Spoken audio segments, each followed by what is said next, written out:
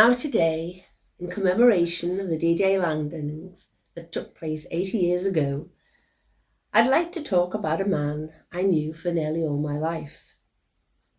A man with a most fitting name. His name was George Cross.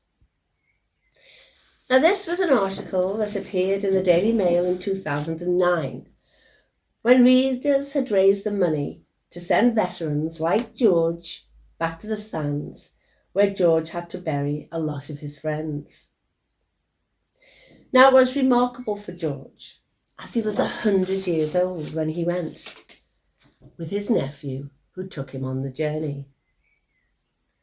Now I met George when I was 5 years old. I attended a Sunday school class he ran with my friend at the United Reformed Church, having been to my own Sunday school at a high Anglican church in the morning. But George was much more fun. He would dress up and reenact countless stories, from Daniel in the lion's den to Moses receiving the 10 Commandments. His amazing bringing down the walls of Jericho with pieces of Meccano was quite something to behold. Now George lived to be 102.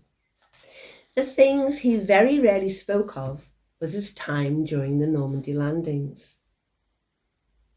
For more than 6 decades, the former bombardier had regretted never going back to the sands, where he had buried many friends and comrades with his bare hands.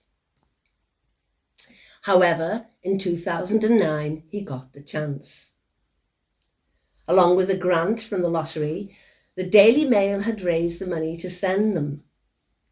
And this brought great joy to George, tinged with an awful lot of sadness. Now George was a lovely, caring man. He was a miller in Liverpool before he was called up in 1940. And he fought against the German forces in France. At the age of 35, he stormed Juno Beach among fierce fighting in the first wave of assaults. He told me once how truly horrible and frightening the experience was. Gunfire, smoke, horrendous noise, and countless bodies floating in the water. A scene from hell, he described. Now George and others did their very best to bury as many as they could. But George always remembered one young man. His name was James Head. He was 19 and he had no living relatives. His father himself having been killed at the beginning of the war. Now George remembers saying a small prayer over the unmarked grave he had just placed his friend in. Now George was one of 6 brothers, so he knew how it felt if any of them had been lost. But the thought of this poor young man having no one to mourn him made George extremely sad.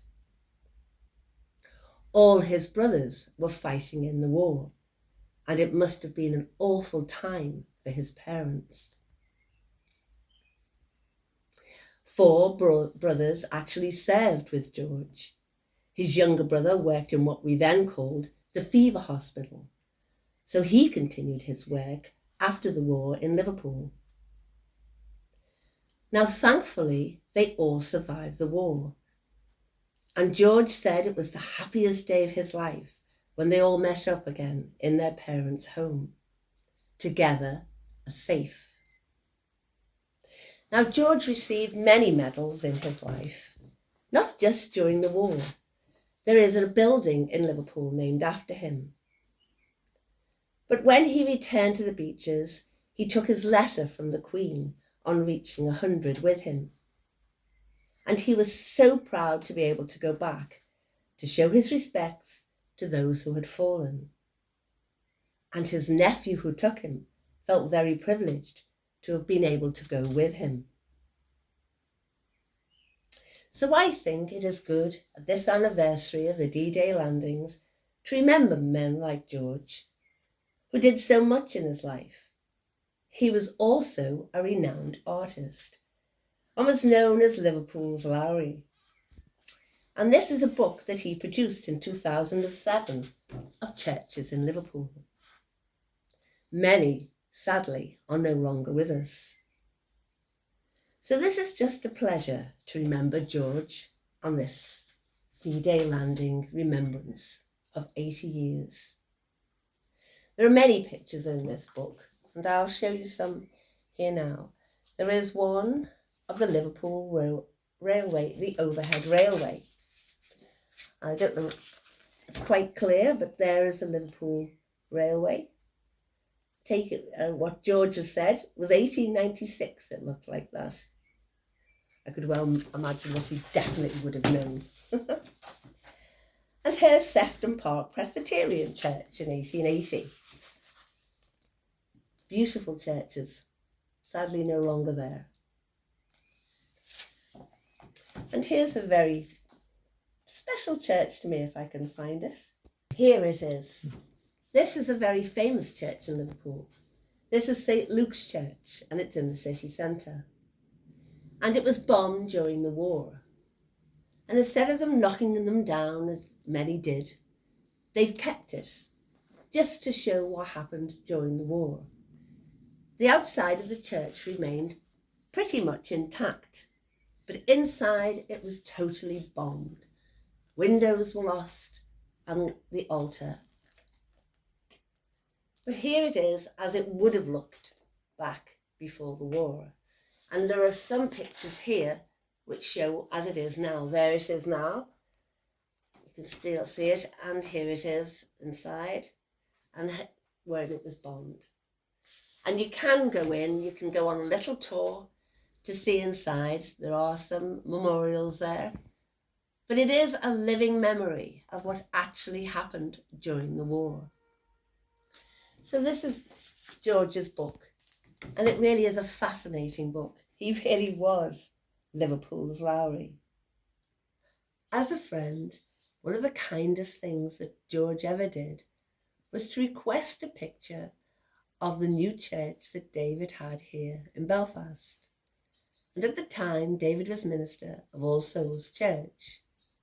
So I sent George a picture of the church so he could see what it looked like. And about 4 weeks later, he sent me back a parcel.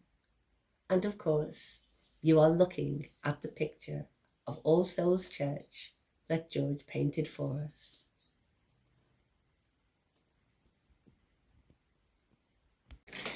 But here is the picture of George with his wife, Ivy, when he started. He went at the age of 35. He went back to the war. And here he is, as 100, a picture that was taken when he went back to Normandy.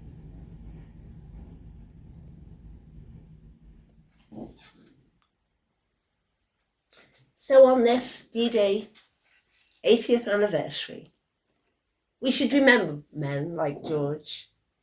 George came back and he was able to tell his story, but many did not, and they all should be remembered.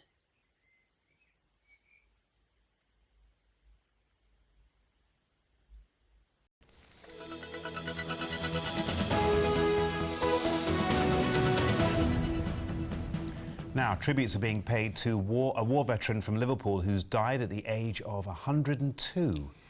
George Cross, who's believed to have been the city's oldest war veteran, died in hospital on Friday from pneumonia. His daughter said her father was an exceptional role model. Earlier this year, George opened an exhibition of his paintings at the city's Academy of Arts.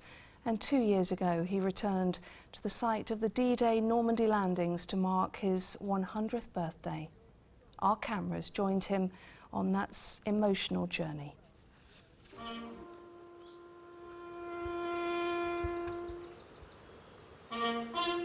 Four of us had to bury a young chap. We had nothing to bury him with, only our hands. From the distance we sounded the bugle bells, and it went right through me today when I remembered all that. Tears were in my eyes and I couldn't help it. I felt cry like a baby.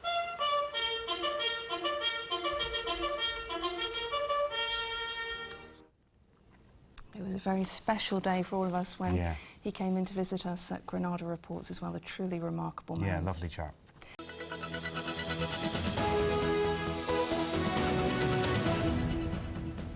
Liverpool's oldest war veteran has been laid to rest. George Cross was 102. He was a hero we followed on an emotional journey to the site of the D-Day landings in Normandy. That was to mark his 100th birthday. George's funeral was held earlier today, attended by family, friends and members of the British Legion at Mossley Hill Church in Liverpool.